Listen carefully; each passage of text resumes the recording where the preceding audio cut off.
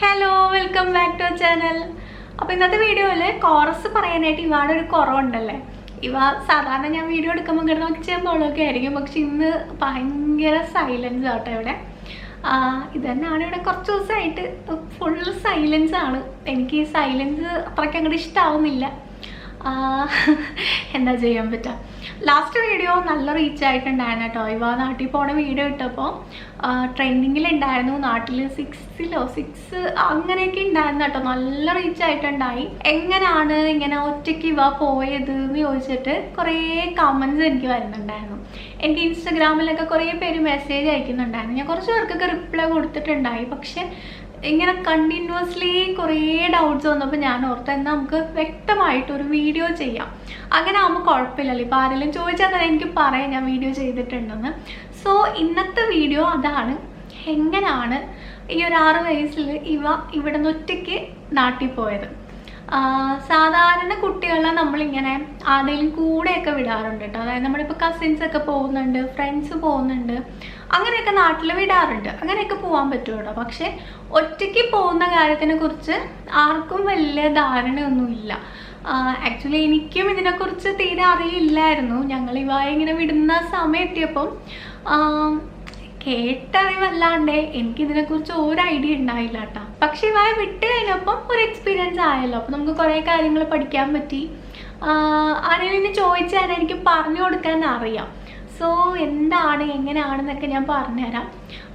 ഇതിന് നമുക്ക് ആദ്യം തന്നെ വേണ്ടത് പോവാനായിട്ട് തയ്യാറായിട്ടുള്ളൊരു കുട്ടിയാണ് കേട്ടോ. അതാണ് ആദ്യത്തെ കാര്യം. അതായത് നമ്മുടെ കുട്ടികൾ നാട്ടിൽ പോകാനായിട്ട് അവർ ഓക്കെ ആണോ, അവരൊറ്റയ്ക്ക് പോകാനായിട്ട് എന്താ പറയുക, അവർക്ക് പേടിയൊന്നും ഇല്ല, അവർക്ക് ധൈര്യം ഉണ്ട് എന്നുള്ള കാര്യം നമുക്ക് ഉറപ്പ് വരണം. അല്ലാണ്ടുള്ള കുട്ടികളെ നമുക്കിതിന് വിടാൻ പറ്റില്ല. ഇവരുടെ കാര്യത്തിൽ വീഡിയോ ഇങ്ങനെ കണ്ടല്ലേ, ഇവ ഭയങ്കര എന്താ പറയുക, അവൾ ഒരു പേടി ഉണ്ടായില്ല. അവൾ ഭയങ്കര എക്സൈറ്റഡ് ആയിട്ടാണ് പോയത്. സോ അതുകൊണ്ട് തന്നെ നമുക്ക് പകുതി ടെൻഷൻ കുറവായിരുന്നു. പക്ഷെ കുട്ടികൾ കരയോ, അവർ നമ്മളുടെ അടുത്തുനിന്ന് പോകുമ്പോൾ കരയുന്ന കുട്ടികളൊക്കെ ആണെന്നുണ്ടെങ്കിൽ കുറച്ച് ബുദ്ധിമുട്ടാവും. പക്ഷെ ഇവയുടെ കാര്യത്തിൽ അങ്ങനത്തെ ഒരു സീനൊന്നും ഉണ്ടായില്ല. അല്ലെന്നില്ല, അവള് നല്ല ഈസി ആയിട്ട് തന്നെ കാര്യങ്ങളൊക്കെ ഹാൻഡിൽ ചെയ്തു. ശരിക്കും നമുക്ക് കുട്ടികളെ നാട്ടിൽ വിടണമെങ്കിൽ 2 ഓപ്ഷൻ ഉണ്ട്. ഞാൻ പറഞ്ഞല്ലോ, ഒന്നെങ്കിൽ നമുക്ക് കസിൻസിൻ്റെ റിലേറ്റീവ്സിൻ്റെ ഒക്കെ കൂടെ വിടാൻ പറ്റും. അങ്ങനെ വിടണം എന്നുണ്ടെങ്കിൽ നമുക്ക് ഇവിടെ നിന്ന് NOC എടുക്കണം കേട്ടോ. NOC അതിനെക്കുറിച്ച് എനിക്ക് കാര്യമായിട്ട് അറിയില്ല. അതായത് ഞാൻ അങ്ങനെ വിട്ടിട്ടില്ല, അതുകൊണ്ട്. പക്ഷെ NOC എടുക്കണം. അതിൻ്റെ കുറച്ച് പ്രൊസീജിയേഴ്സൊക്കെ ഉണ്ട്. അതൊക്കെ കിട്ടാനൊക്കെ കുറച്ച് സമയമൊക്കെ എടുക്കുന്ന പരിപാടിയൊക്കെ ആണെന്ന് കേട്ടിട്ടുണ്ട്. എനിക്ക് ഡയറക്റ്റ് അറിയില്ല. സോ NOC എടുത്തു കഴിഞ്ഞാൽ നമുക്ക് ആരുടെയും കൂടെയൊക്കെ കുട്ടികളെ വിടാൻ പറ്റും. അങ്ങനെയുള്ളൊരു ഓപ്ഷൻ ഉണ്ട്. പക്ഷേ ഇവായെ നമ്മൾ വിട്ടിട്ടുള്ളത് ആ ഒരു ഓപ്ഷൻ ആയിരുന്നില്ല. ആദ്യം നമ്മൾ വിചാരിച്ചത് ആരെങ്കിലും പോകുന്നുണ്ടോ, കസിൻസ് വല്ലതും പോകുന്നുണ്ടോ എന്നൊക്കെ ഇങ്ങനെ നോക്കിയിട്ടുണ്ടായി.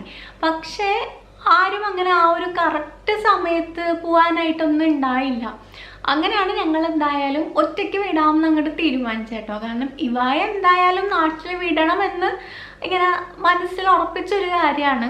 അവളിവിടെ വെറുതെ ഇട്ട് കഷ്ടപ്പെടുത്തണേലും നല്ലത് ഈ 2 മാസം അവൾ നാട്ടിൽ പൊക്കോട്ടെ എന്ന് അത് ഞാൻ ആദ്യം വിചാരിച്ചിട്ടുണ്ടായിരുന്നേ. അപ്പോൾ കുട്ടികളിങ്ങനെ ഒറ്റയ്ക്ക് വിടാനായിട്ടുള്ള ആ ഒരു സർവീസിന് പറയുന്നത് അൺഅക്കംപനൈഡ് മൈനർ സർവീസ് എന്നാണ്. അത് എല്ലാ എയർലൈൻസും ഒന്നും പ്രൊവൈഡ് ചെയ്യുന്നില്ല എന്നാണ് എൻ്റെ വിശ്വാസം.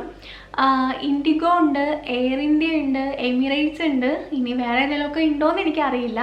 അപ്പോൾ ഇപ്പോൾ ഈ ഒരു സമയത്താണ് പോയത്. ഇപ്പോൾ ഇവിടെ ടിക്കറ്റ് റേറ്റ് ഒക്കെ നല്ല കൂടി നിൽക്കണ ഒരു സമയമായതുകൊണ്ട് തന്നെ നമുക്ക് എമിറേറ്റ്സിൽ ടിക്കറ്റ് എടുക്കാമെന്ന് പറയുന്നത് പോസിബിൾ ആയിരുന്നില്ല. നല്ല റേറ്റ് ഉണ്ടായിരുന്നു കേട്ടോ. പിന്നെ ഉള്ള ഒരു ഓപ്ഷൻ എന്ന് പറയുന്നത് ഇൻഡിഗോ ആൻഡ് എയർ ഇന്ത്യ ആയിരുന്നു. എയർ ഇന്ത്യയുടെ കുറച്ച് ഇഷ്യൂസൊക്കെ ഇങ്ങനെ കേൾക്കുന്നതുകൊണ്ട് തന്നെ അവൾ ഒറ്റയ്ക്ക് വിടാനായിട്ടുള്ളൊരു ധൈര്യം ഉണ്ടായില്ല എയർ ഇന്ത്യയിൽ. പിന്നെ നമുക്കുള്ളൊരു ഓപ്ഷൻ ഇൻഡിഗോ ആണ്. അങ്ങനെയാണ് ഞങ്ങൾ ഇൻഡിഗോയിൽ ടിക്കറ്റ് എടുത്തത്. നമ്മൾ ആദ്യം ചെയ്യേണ്ടത് നോർമലി നമ്മൾ ടിക്കറ്റ് എടുക്കാം. അപ്പോൾ കുട്ടികൾക്ക് ടിക്കറ്റ് എടുക്കുമ്പോൾ 5 വയസ്സ് തൊട്ട് 12 വയസ്സ് വരെയുള്ള കുട്ടികൾക്കാണ് ഈ ഒരു അൺഅക്കംപനൈഡ് മൈനർ എന്നുള്ളൊരു കാറ്റഗറിയിൽ പോകുന്നത്. 5 വയസ്സിന് താഴത്തോട്ടുള്ള കുട്ടികൾക്ക് ഫ്ലൈ ചെയ്യാൻ പറ്റില്ല കേട്ടോ ഒറ്റയ്ക്ക്. പക്ഷേ 1-2 കമൻറ്റൊക്കെ കിടക്കുന്നുണ്ടായിരുന്നു. എൻ്റെ ഫ്രണ്ടിൻ്റെ മോൻ 4 വയസ്സിൽ പോയി എന്നൊക്കെ. അതെങ്ങനെയാണെന്ന് എനിക്കറിയില്ല. 5 വയസ്സ് കഴിയാണ്ട് ഈ ഒരു സർവീസ് അവൈലബിൾ അല്ല. അപ്പോൾ 5 വയസ്സ് കഴിഞ്ഞിട്ടുള്ള കുട്ടികൾക്ക് നമുക്ക് ടിക്കറ്റ് എടുക്കാൻ പറ്റും. അപ്പോൾ ആപ്പിൽ അൺഅക്കംപനൈഡ് മൈനർ എന്നുള്ളൊരു ഓപ്ഷൻ സെലക്ട് ചെയ്തിട്ട് വേണം നമുക്ക് ടിക്കറ്റ് എടുക്കാൻ. അല്ലാണ്ട് നോർമൽ അഡൾട്ട് ടിക്കറ്റ് എടുത്തു കഴിഞ്ഞാൽ റെഡി ആവില്ല. അൺഅക്കമ്പനൈഡ് മൈനർ എന്നുള്ളൊരു ഓപ്ഷൻ ഞാൻ അതിൻ്റെ സ്ക്രീൻഷോട്ട് സൈഡിൽ കൊടുക്കാം കേട്ടോ. അപ്പോൾ ജസ്റ്റ് ഒന്ന് നിങ്ങൾക്ക് മനസ്സിലാവും. ആ ഒരു ഓപ്ഷൻ സെലക്ട് ചെയ്തിട്ട് നമ്മൾ ടിക്കറ്റ് എടുക്കുകയാണെന്നുണ്ടെങ്കിൽ ഒരു 450 dirhams എക്സ്ട്രാ ചാർജ് വരും കേട്ടോ. ഇവ പോകുന്ന സമയത്ത് ടിക്കറ്റ് പ്രൈസ് ഓൾമോസ്റ്റ് ഒരു 900 സംതിങ് ഉണ്ടായിരുന്നു. എല്ലാം കൂടെ കൂട്ടിയിട്ട് 1400 ആ ഒരു റേഞ്ചിൽ, 1350 380 ആ ഒരു റേഞ്ചിലായിട്ടുണ്ടായിരുന്നേ. അപ്പോൾ ഈ ഒരു ടിക്കറ്റ് എടുത്തു കഴിഞ്ഞാൽ നമുക്ക് എയർപോർട്ട് അസിസ്റ്റൻസ് ഉണ്ടാവും കേട്ടോ. അപ്പോൾ ഇവർ നമ്മുടെ കുട്ടികളുടെ കൂടെ ചെക്ക് ഇൻ ചെയ്ത് കഴിയുമ്പോൾ തൊട്ട് അവർ ഫ്ലൈറ്റിൽ കയറുന്നവരെ ഉണ്ടാവും കേട്ടോ. പിന്നെ ഫ്ലൈറ്റിലുള്ളത് എയർ ഹോസ്റ്റസ് ആണ്. അത് കഴിഞ്ഞിട്ട് നമ്മൾ അവിടെ എത്തിക്കഴിയുമ്പോൾ അവിടെ ഒരു സ്റ്റാഫ് ഉണ്ടാവും. അവരാണ് നമ്മുടെ കുട്ടികളെ നമ്മുടെ ആരാണോ അവരെ എന്താ പറയുക അവർ റിസീവ് ചെയ്യാൻ നിൽക്കുന്നത് അവരുടെ അടുത്തോട്ട് എത്തിക്കുന്നത് കേട്ടോ. ഇനിയിപ്പോൾ ഇതിന് എന്തൊക്കെയാണ് ഡോക്യുമെൻറ്റ്സ് വേണ്ടതെന്നൊക്കെ ഞാൻ പറഞ്ഞുതരാം. ഒരുപാട് വലിയ കാര്യങ്ങളൊന്നും ഇല്ല കേട്ടോ. ജസ്റ്റ് നമ്മൾക്ക് ഈ ഒരു ഇൻഡിഗോയുടെ വെബ്സൈറ്റിൽ പോയി കഴിഞ്ഞാൽ അൺഅക്കമ്പനൈഡ് മൈനർ ഫോം എന്ന് പറഞ്ഞൊരു ഫോം അവൈലബിൾ ആട്ടോ. നമുക്ക് ഡൗൺലോഡ് ചെയ്യാൻ പറ്റും. അപ്പോൾ അത് ഡൗൺലോഡ് ചെയ്ത് കഴിഞ്ഞിട്ട് അതിൻ്റെ ഒരു 4 കോപ്പി എടുക്കണേ. അപ്പോൾ ഈ ഒരു കോപ്പി നമ്മൾ ഫില്ല് ചെയ്തിട്ട് ഈ 4 ഫോമും സെയിം ഫോം തന്നെ 4 കോപ്പി ഉണ്ട്. നമ്മളിത് ഫില്ല് ചെയ്തിട്ട് കയ്യിൽ വെക്കുക. അതിൻ്റെ കൂടെ തന്നെ പേരൻസിൻ്റെ പാസ്പോർട്ട് കോപ്പി, അതുപോലെ തന്നെ നമ്മുടെ എമിറേറ്റ്സ് ID, പിന്നെ ആരാണോ കുട്ടിയെ റിസീവ് ചെയ്യുന്നത് അവരുടെ ആധാർ കോപ്പി, അങ്ങനത്തെ കുറച്ച് സംഭവങ്ങളൊക്കെ വേണം കേട്ടോ. അപ്പോൾ അങ്ങനത്തെ കുറച്ച് സംഭവങ്ങളെന്നല്ല, ഇത്രയും സാധനങ്ങൾ മാത്രം മതി. ഉള്ള കോപ്പികളൊക്കെ എടുത്ത് വെച്ചോ, കാരണം അവർ ചിലപ്പോൾ ഏതാ ചോദിക്കാന്നൊന്നും പറയാൻ പറ്റില്ല. ഞങ്ങൾ ശരിക്കും എമിറേറ്റ്സ് IDയുടെ കോപ്പി ആയിരുന്നു വെച്ചിട്ടുണ്ടായത്. പക്ഷെ അവിടെ എത്തിയപ്പോൾ അവർ പാസ്പോർട്ട് കോപ്പി ചോദിച്ചിട്ടുണ്ടായി. പക്ഷെ നമ്മുടെ എല്ലാ ഫോമും എല്ലാ കോപ്പിയും നമ്മുടെ കയ്യിൽ ഉണ്ടായിരുന്നു. അപ്പോൾ എൻ്റെ അടുത്ത് പറഞ്ഞാൽ എല്ലാം എടുത്ത് വെച്ചോ, ഏതാ ചോദിക്കുന്നതെന്ന് അറിയില്ല എന്ന് പറഞ്ഞു. അപ്പോൾ അതുകൊണ്ട് തന്നെ പാസ്പോർട്ട് കോപ്പി ചോദിച്ചപ്പോൾ നമുക്ക് വേഗം എടുത്ത് കൊടുക്കാൻ പറ്റുള്ളൂ. അപ്പോൾ എല്ലാത്തിൻ്റെയും കോപ്പി എടുത്ത് വെക്കുക. പിന്നെന്താ, പിന്നെ ആരാണോ കുട്ടിയെ അവിടെ റിസീവ് ചെയ്യുന്നത് അവരുടെ ആധാർ കോപ്പി വേണം.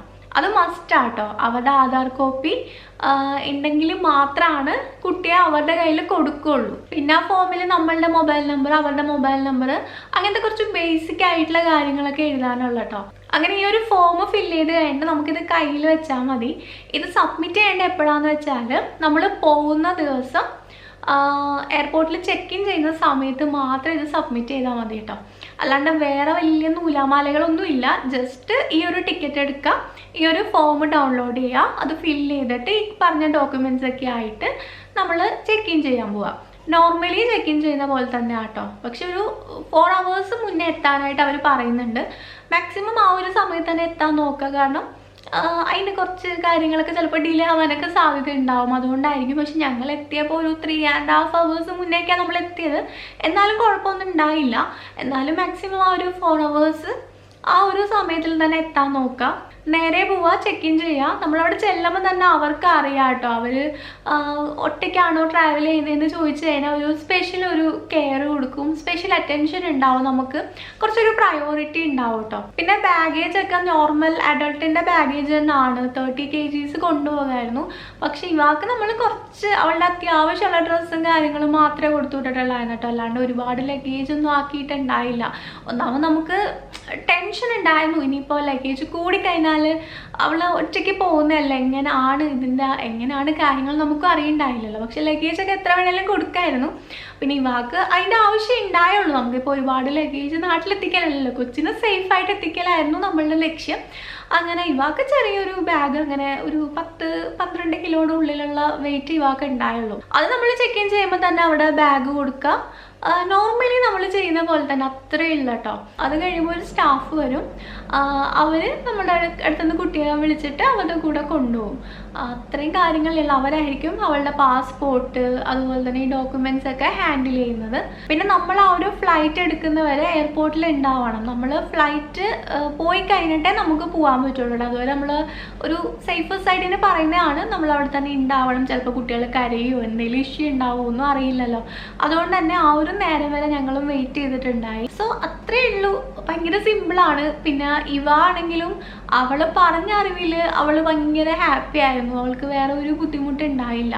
ഇവരെ കൊണ്ടുപോയിട്ട് വേറെ 2-3 കുട്ടികളുണ്ടായിരുന്നു. ഇവരെല്ലാവരെയും കൂടി റൂമിലിരുത്തിയിട്ട് അവൾക്ക് കളിക്കാനായിട്ട് ടാബ് കൊടുത്തു, ഗെയിം കളിച്ചോളാൻ പറഞ്ഞു എന്നൊക്കെ പറഞ്ഞു കേട്ടോ. അങ്ങനെ അങ്ങനെ ബോറടിക്കുകയോ അല്ലെങ്കിൽ അങ്ങനത്തെ പ്രശ്നമൊന്നും ഉണ്ടായില്ല. പിന്നെ ഫ്ലൈറ്റിലാണെങ്കിലും എയർ ഹോസ്റ്റസ് ശ്രദ്ധിക്കുന്നുണ്ടായി.